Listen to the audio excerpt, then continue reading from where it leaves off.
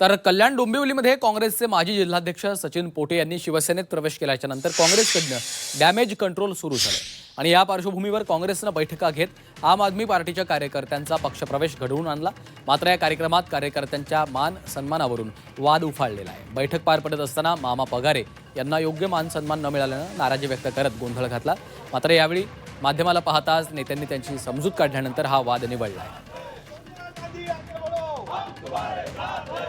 मी माझ्या सन्मानासाठी कधीच हपापलेलो नाही आणि राहणार नाही।